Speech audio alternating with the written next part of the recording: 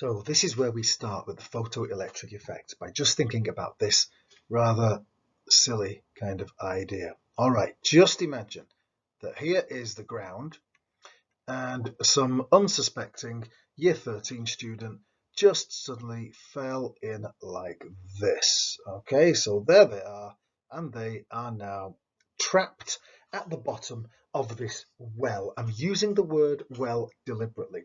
Now, we know that when they've gone down there, they're going to need some energy in order to get back up. Well, let's have a look at how much energy they've got at the moment.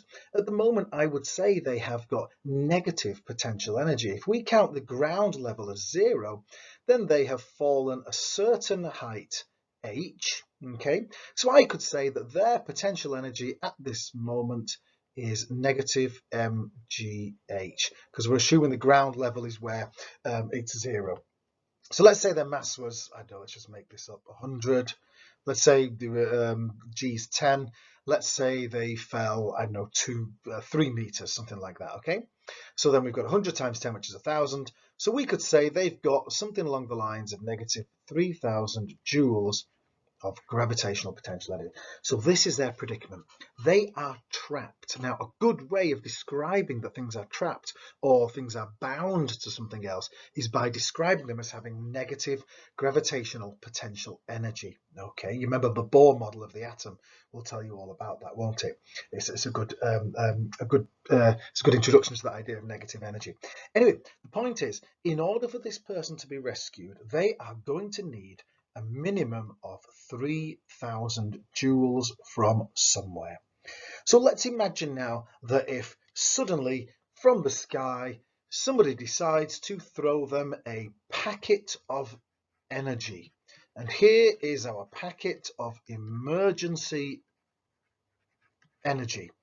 And we throw that amount of energy, it comes from the sky. I told you this was a strange example, but it comes from the sky, we throw them with some emergency energy, and it goes right there like that. But this emergency energy only contains, this packet of emergency energy only contains 2,000 joules.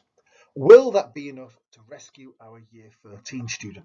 No, definitely not, because they're going to need 3,000 to get to 0, and then they're going to need a bit more if they're going to need some kinetic energy after that.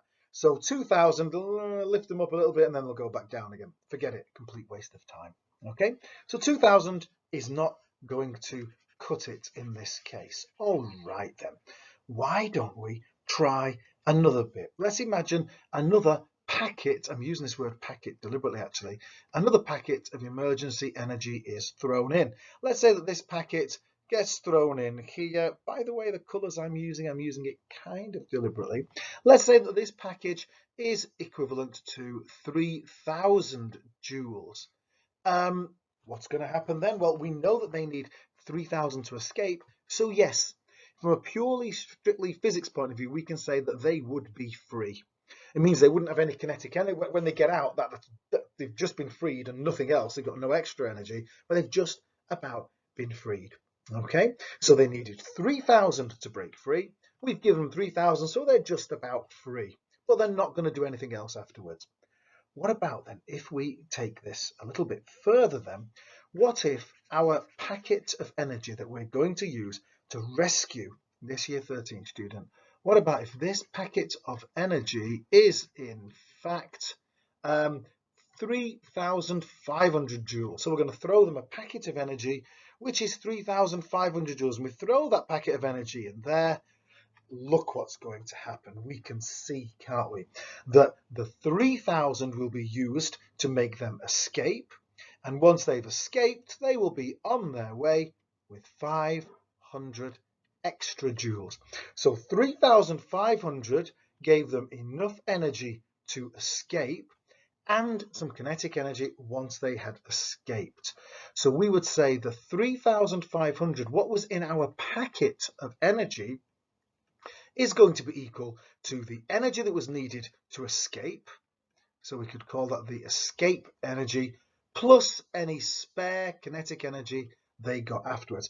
I could go further. If I gave them 4,500 joules, a packet with 4,500 joules, obviously they would be free with 1,500 joules to spare.